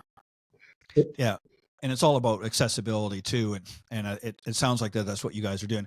Josh, go ahead. I'm sorry, you were going to. Say, one of the really neat things about flying private, because I've flown with this company and with prior events on private, is you don't even need like a golf carry bag. You just literally take your clubs, pull your car up, put your clubs on the plane, and you're off. So just, you were asking about what appeals and what aligns with our customer base. Just all those conveniences and simplicity, and taking out the stress of like, are my clubs? I've gone on a guy's golf trip and the clubs don't show up, and Right. you've been geared up for this thing for 2 months, and you're playing on rentals the first day. Yeah. The outfit you just bought in the pro shop. So, flying private really, takes away a lot of those stresses and really makes it a really personalized, convenient experience. Talk about your connection with some of the folks on the PGA Tour as an Sure. example. I know you have others as well, but obviously you have some that have become ambassadors now. Sure. But they rely, and this is kind of interesting. I mean, I'm sure you guys have had this happen, and Steve, you sort of alluded to it on such short notice. I'm sure there's some of the players who have maybe won Yep. and then want to fly back home the very, that night. They don't want to wait, to the morning. And that, does that happen quite a bit? Do you think? And either one wants to answer that. That's fine. We had an experience. There was a customer, a professional golfer who won a major. We don't talk about our customers that are. Yeah, I get it. Yeah. Part of flying private is a lot of discretion and privacy, obviously. But we had a major champion that his provider could not get him out of the event, and he had to be in New York for Good Morning America show. And so he called one of our guys who was able to get him a last minute plane and was sitting there waiting for him at the airport when he arrived on the other side. And that's kind of stuff our guys do all the time, both with golfers and both with our amateur golfers that travel and our executive CEOs that travel. So kind of, again, that really personalized, caring experience to make sure they get to where they need to get to. We have like Will Zalatoris is an ambassador, great player. He's recovering from his injury, and he, like many of these golfers, they're contractors essentially, and they don't know whether they're leaving on a Friday or a Sunday. And there's a funny story I was telling Steve earlier today. When I was with Wyndham, we did work on the Wyndham Championship, which is actually going on this week. And I'll forget, it was a Friday, and it was a kind of a mid-level player in terms of earnings. And I was walking down the hallway to my hotel on a Friday afternoon after the event, after the tournament, and I heard this clicking behind me, and like it stopped, and I kind of peeked around, and I heard his door click open, and his wife say, with the kids screaming in the background, "Are we staying?" And he was like, "Nope, we're going." And we get that a lot of the times, and that's where guys like Steve really earn their medal, because some of these players will call us when they're walking off the course, or like that, I didn't make the cut, can you please get me out of here? And Steve will go out of his way to change the arrangements, get people out of there, maybe puts a bottle of tequila on the plane to kind of ease things up. But we do all these kind of little touches, but it's really important. We see the great side of playing golf for these guys, which is winning in tournaments. There's also a tough side to it. They're human beings. Oh yeah. Having a real human touch on that and really being gracious and appropriate in that moment is really important. Well, and a lot of these guys too, and gals that play on the tours, I mean, they're under a lot of pressure. Sometimes they just need to get wherever they need to go. Absolutely. And, they need to have reliability. I heard somewhere, read somewhere that you guys did something kind of cool and special for some of the players and fans for the Masters. Yeah. Tell us about that, or either one, whoever wants to lead that one off. Steve, that we set putting green in the actual jet, and I guess when you're descending, it plays more like an uphill putt. But no, but for these guys that are taking long flights, either the Masters will dress the whole plane up in green and yellow, and just put all those special touches on it. We always stock it with their favorite beverages, food. Might be some food that's local to the tournament they're going to, and we have on a number of occasions put a putting green. With that, and that was a Scotty Cameron we put on board as well. So we had we whatever the cost is, it wasn't really important. A $300 Scotty Cameron on there, but just to have it on board to putt was really cool, with some branded Magellan Pro V1s. I always like to talk about the Kentucky Derby as well. We do a ton of flights to Louisville during that time of the year. Mint juleps on board. Some cupcakes with the ponies on there, some of the flags strung across the Gulf Stream on the way. Disney is a great place for kids and families. We had even on our website, you can check it out, but was it Cinderella, right? Cinderella was there greeting our passengers when they got off the aircraft. I think we did another one with Spider-Man was there upon arrival, came on board the aircraft. We had luau stuff set up all over the plane, towels, sunscreen, amazing Magellan Revo sunglasses polarized on board. Coming back from the spa, they had like lavender warm towelettes on board with cucumber slices for the eyes. So we like to create really cool experience for people, and sometimes it's at surprise. And a lot of them aren't tacky. Like, we really try to class it up, so we want to make people feel really comfortable and say, you know what, that was an amazing experience. It was thoughtful, and this is a very key point. our guests were impressed, and it made me feel, special that you guys thought of them. And a lot of our corporate flyers and in our recreational flyers, a lot of them are flying friends or family members. And if we can do something just a little bit more for them, it really goes a long way. And we get a call almost immediately. And it's the way that we made their guests feel was the most important factor of the trip. Well, customer service, is extremely important with any organization, and going that extra mile is equally important. And I think that adding those little extra touches Absolutely. does go a long way. And again, it's not just about, filling the orders and saying, okay, we're going to get these trips booked up and things like that. And then, thank you very much. You want the people when they walk away from that saying, wow, we had a great time at our destination, but it was a great experience getting to and from. We had no issues. And whenever, on occasion, when there may be an issue that comes up, these guys are on it right away. And that's huge.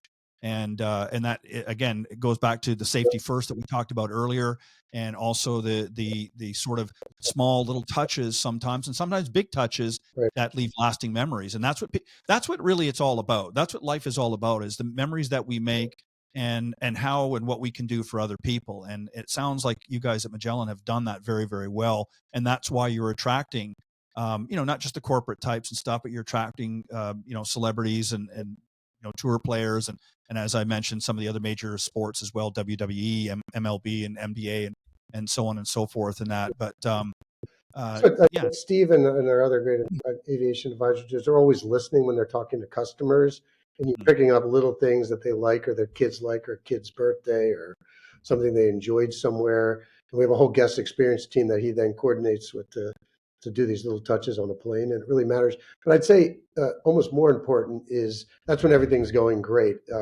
Where we really earn our keep and where you really win that long-term loyalty is when things aren't going so well. So there's a bad weather situation. Someone has an injury, a player needs to get out of somewhere. They want to actually get their family there last minute because they are contending at the end. And it's in those moments when you create that magic and you make it happen is where you really win the loyalty. And Ted, I did want to bring up something about just the overall size of our organization and what we're not trying to be. Some of the other major market players out there, and you guys know all the names, but 15,000 members, right? Yeah. 13,000 members. It's really impossible to service this type of clientele that we're looking to work with. So our boutique style firm is more of the family office wealth management style and feel of private aviation, and we're going to always stick true to that. And it's really important. So when something does not go the right way, you can call Magellan Jets right now. I know everyone who's working in there personally, but you can call. They will pick up the phone within 30 seconds, probably maximum. You just can't do that with a lot of the other organizations. So it's hands-on, personable, and our flight services team and our guest services team, they like to know our customers, what they like, their preferences, their style of communications, their dog's name, their favorite ground transportation or driver's name, or how they like to be contacted, and things like that are really important. So this boutique style, really every journey is personal, is really important to Magellan, and it's not easy to replicate that. Yeah, and I would agree. I think sometimes when organizations get too big, Right. Customers get lost in the weeds. And unfortunately, this is what's happened, in commercial flying, for the most part. You become another number, and obviously there's some that are prioritized, but for the most part, everybody's sort of, in the same line, and you don't really feel that customer service, and you don't feel that they're going that extra mile. In fact, sometimes they're not going any miles at all. So, that's where maybe the private jet might be a great alternative for a lot of people. Something else that I wanted to get you to expand a little bit, Josh, is, you mentioned in the beginning, obviously we have sort of our, let's book and let's go to this trip, but then you have a jet card, and then you also have fractional ownership. So just for those that maybe aren't as familiar with some of that terminology, maybe you could explain what each sort of level does and what sort of access they get. I mean, I know you can't give it all. They can get that information from the site, and we'll give them that as we wrap up in a little bit. But maybe you can explain the differences and what's sort of involved with that. I'm going to let Steve do that because he's the. Okay, that's fine. Yeah, thanks, Josh. Ted. So let's start with on-demand charter. Yep. It's a one-off charter flight with no membership or long-term commitment whatsoever. So Ted, you call me next week or email me. You want to set up some time to speak, and let's talk through your mission. Hey, Steve, we're going from New York to Aspen for Christmas. We're going to have 8, our family, and we're looking for X aircraft. Have you flown before, Ted? No. Perfect. Well, here's some recommendations. I'm going to send all these details over to my sourcing team, procurement. We're going to identify a couple of options available. We're going to present those over to you. We'll hop on a call. We'll review them together, determine which aircraft works best, price, size, experience, and then you can choose. And then we can get you all set up and pay as a one-off flyer. Now, this progresses into our next product, which is our Jet Card program. And a lot of people actually start with an on-demand charter flight. Hey, you know what? Let me try this out first, see if I like it. Then we move into the Jet Card. How often are you flying? Oh, you do this 2, 3, 4, 5 times a year. So now we start determining how many hours that you fly, right? We're going from New York to Aspen and back, 4.5 there, 4 back. It's 9. Go to California once, round trip. That's 10. We're at 20, right? We're going down to Florida and back. We're at 25, right? We start determining how many hours you need in a 12, 18, 24-month window. And then we can determine which type of jet card and how many hours that you need. So we're going to sell you, Ted, one of our favorite jet cards is our 50-hour Challenger 300, 350 jet card. And you simply debit the hours as you fly. You have a fixed hourly rate associated with that, and that's a big point of the jet card, which is different than charter. But you have a fixed hourly rate with the jet card, so you know exactly how much you're going to pay times however many hours you're flying equals the cost of the trip, 24/7, 365. With as little as 24 hours notice, we guarantee the aircraft and pricing. Wow. That's jet card. That's special. And then our newest launch, this was actually a couple of weeks ago, and we're really happy to talk about it, is our Challenger 850 fractional product. This is for the flyer who is going to be flying about 50 to 60 hours a year. It's $1.2 million to get into, so you're actually purchasing the asset, a fraction of it. There are some tax benefits there as well, some bonus depreciation and things like that come into play. And then you're an owner of that aircraft. So you have guaranteed access with shorter call-out times. There's some preferred pricing, lower hourly rates associated with it. And it's a structured deal over 3 years. So that's for more of a structured flyer that there's a cost and tax benefits to it, as well as that the similarity of the aircraft is there as well, because you're buying this plane. You're flying the same aircraft every single time you fly. Whereas on-demand charter, going all the way back there's going to be different types of aircraft, different sizes, diamond stitched interior, brown, Pininfarina, LEDs with a different runner, soft leather, more tight citation seats versus maybe a Bombardier Challenger series that's more wide, plush, things like that. So the fractional is a jet-specific product for people that know exactly what they want to fly on. Right. Some people want the flexibility. Steve, I don't know what I want. I want to see everything.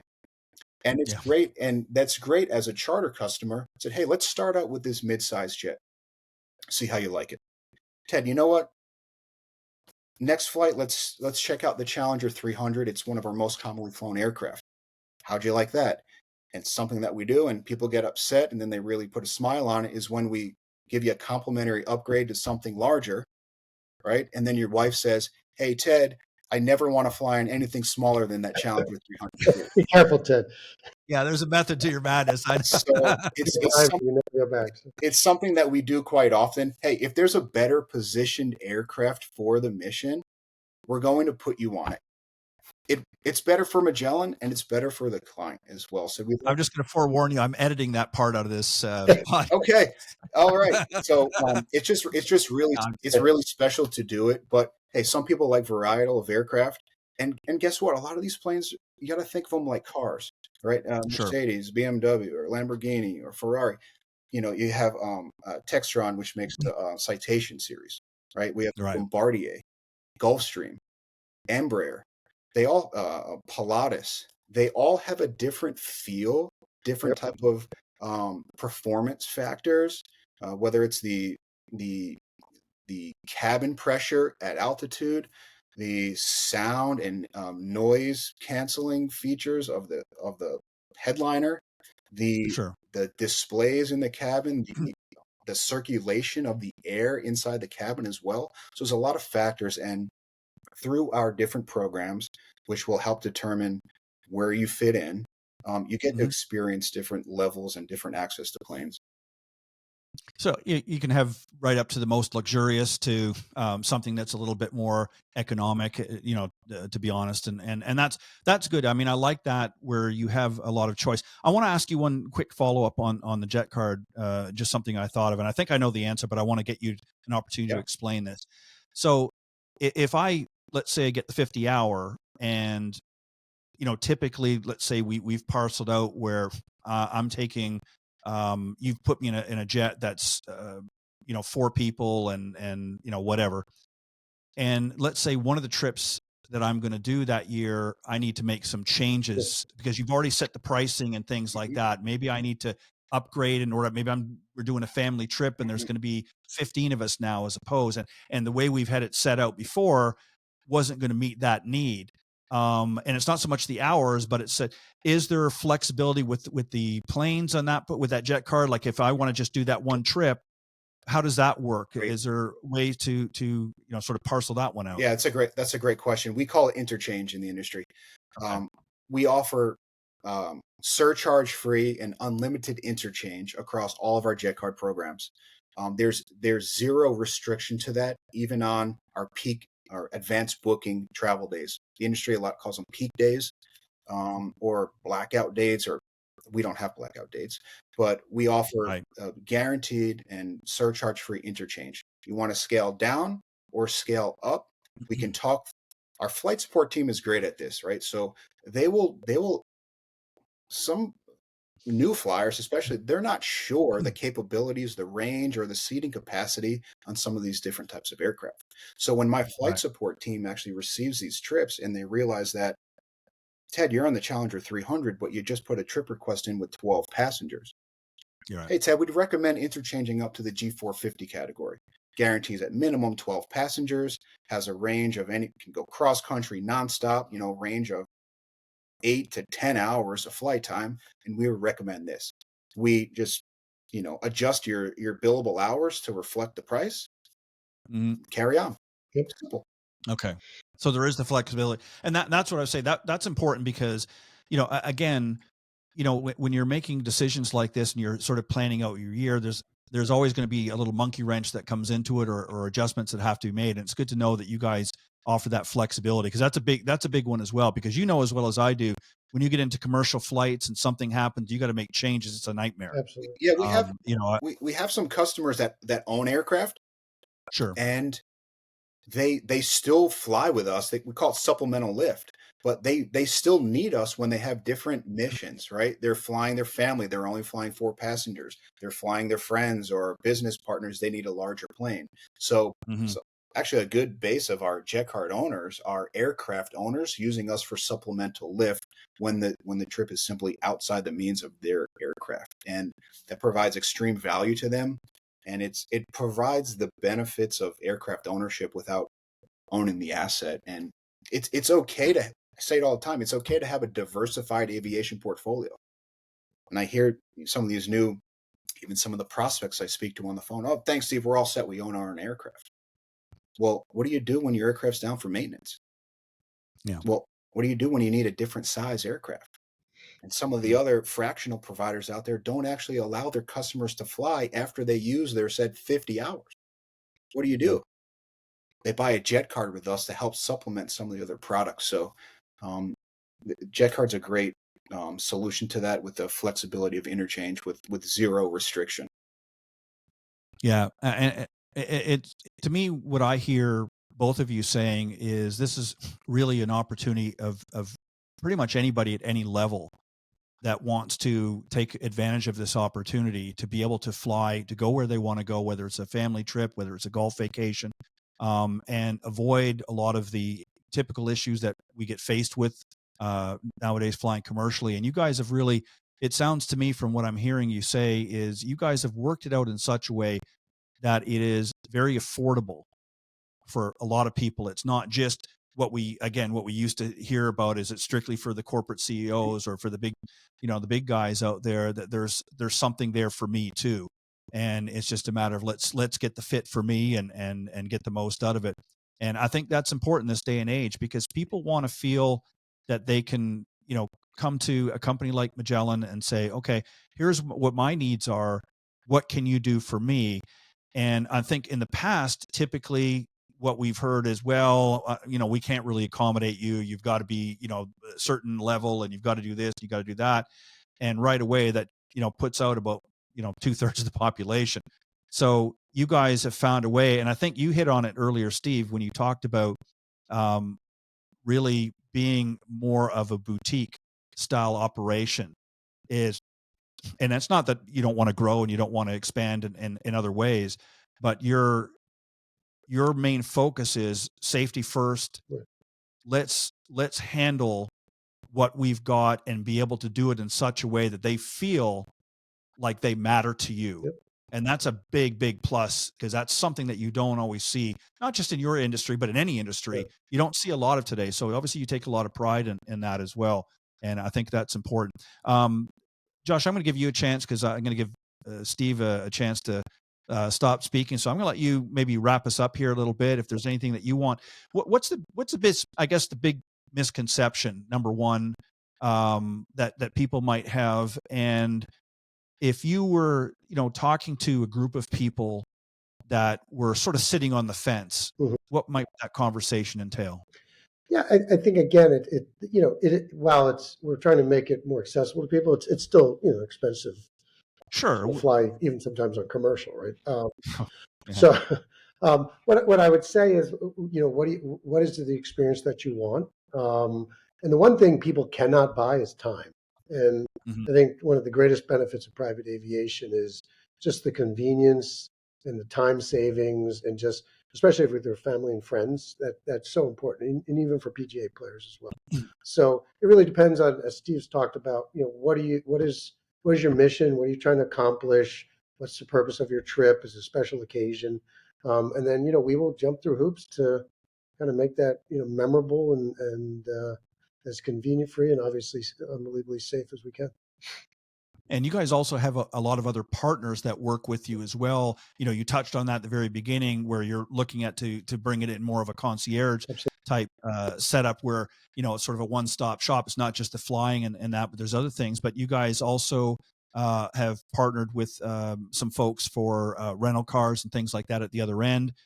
Maybe you can touch on some of the extras that people can expect So we, working with we you can guys. do a full catering spread, obviously, on the plane with the beverages of your choice. Again, it's really depends on the size of the aircraft to what extent we can do the food. If it's a larger aircraft, with flight attendant, Sure. we can do a really nice plated meal.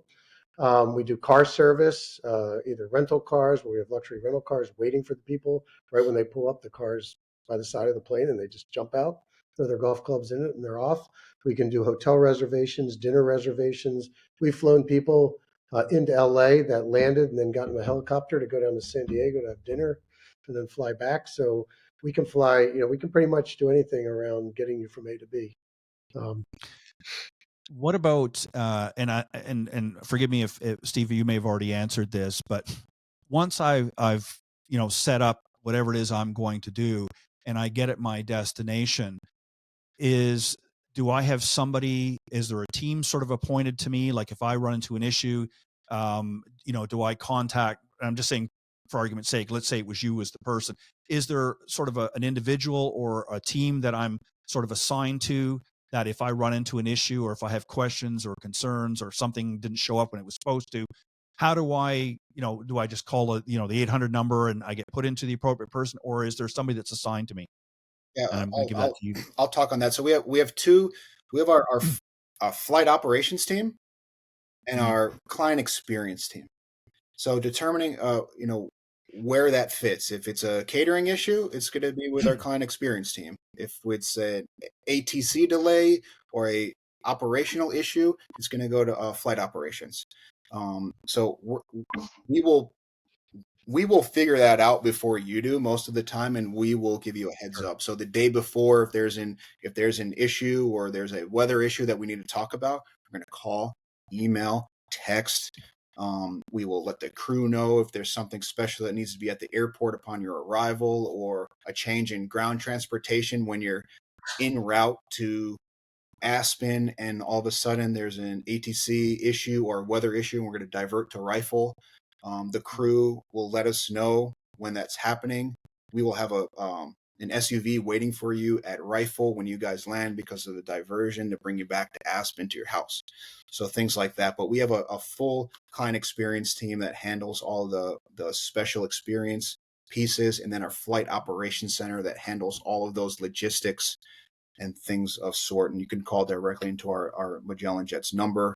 And you can also reach us on our amazing app that it's new and revamped. It's very special. So you can communicate directly to them through the app as well. And our aviation consultants are always available via text and call. And it's something special. We stay online with our customers during the flights. And you don't actually, when you fly with us, as you're one of my customers, Ted, we don't pass you off to an account rep. You actually stay specifically with the aviation consultant I've had some of my customers for 11 years and I'm still working with them on a daily, weekly, flight by flight basis. So it's pretty special. So you can always reach us, and we take a lot of pride in that. And that's really what I was getting at is, that's important as well, because there's nothing worse, you're developing relationships, and then all of a sudden the next day is, well, we're passing you off to so-and-so, Bob's not, handling your account anymore or something. And, sometimes I'm sure that can happen if for whatever reason, companies have to make changes. But, when it starts to happen too many times, then it gets a little bit worrisome, because then you're thinking that's why I say when you're dealing with this level of type of service, you want to make sure and you want to feel like, as I said, you're not just another number. And it sounds like you guys have got a great setup there in that. Josh, any final thoughts? And then let's give them the website so they can go and start getting ready for their trip. I think what most of our customers would tell us, obviously there's the convenience and the safety aspect of it. But the actual trip and the fun part of the trip starts when you get on the plane. It's just such an incredible experience between the service and the catering and the arrangement of the ground transportation. So again, if you got an opportunity and you're interested in flying from point A to point B or in a jet card, it's MagellanJets.com. We've got Steve's one of our senior guys. He's been doing this for a long time, and he can tell you how to get into any airport, what the right aircraft is, and give you some great advice. And we have 20 guys like Steve that are waiting there to help you. So. Sounds good. And Steve, any final thoughts that you want to? Yeah, I always our marketing team does an amazing job, and we produce a lot of content, especially a lot of white papers and blog posts and informational pieces. So if someone there's a lot of people that are nervous or don't want to feel like they can't afford it or something like that. Go to our website, read some of the white papers, download the white papers, go and build a card, submit a trip request. Gives you instant pricing, which is very accurate. So you can go on there and browse some flights to make sure that this is in line with what you guys are looking to do. So I just urge people to go to the website, educate yourself, and if you actually have some more questions, fill out one of the forms or call directly in. As everyone's staff is all the time, and we're happy to take calls, answer questions, educate people, and love being an aviation resource to really anybody. If kid doing a high school project wants to learn about aviation, we're happy to talk to them. And I enjoy getting those guys and talking to them on the phone as well. Well, it's definitely very apparent that you guys both love what you do, it's certainly. I think you when you enjoy what you do for a living, and especially when you have the opportunity to help other people have a great experience. Obviously your service is your vessel that you're using to provide that. Then it really it doesn't feel like a job any longer. It just feels like you're part of one big family, and I think that's something that obviously Magellan Jets has strived to become in their company, and that's a testament to not only the people that work there, but also the ownership and leadership as well. So, well, thank you guys very much. I appreciate it. It's been interesting, and I think I'll leave that part in there just in case. You never know, because I don't want to make a mess and edit any good stuff out. But I want to thank my very special guests, Josh Lesnick and Steve Ciancio from Magellan Jets. Hopefully I got that correct. Thank you guys. And again, go to MagellanJets.com if you want to get more information, or if you want to reach out and have a conversation with them to learn more about how you can book your own flight through them, or become one of the Jet Card recipients. Lots of great stuff there, and they can help you work through that as well. Also, a special thanks to my earlier guest, Clint Wright, for joining me on the Coach's Corner panel. It's always a pleasure, and I appreciate you coming on and giving us your thoughts on how help golfers become better out from tee to green. On that note, I want to thank you all for tuning in this week. Be sure to go to our YouTube channel, iGolf Sports, and subscribe to the channel and check out all of the previously aired shows. Tonight's will be up there shortly, so you can check it out as well. But thank you for joining me. God bless everybody. Have a great weekend, and I'll see you right here next time on Golf Talk Live. Thanks for joining us. We hope you enjoyed this week's broadcast of Golf Talk Live. We'd like to thank this week's Coach's Corner panel, and a special thank you to tonight's guest. Remember to join Ted every Thursday from 6 to 8 p.m. Central on Golf Talk Live. And be sure to follow Ted on Facebook, Twitter, and Instagram. If you're interested in being a guest on Golf Talk Live, send Ted an email at ted.golftalklive@gmail.com. This has been a production of the iGolf Sports Network.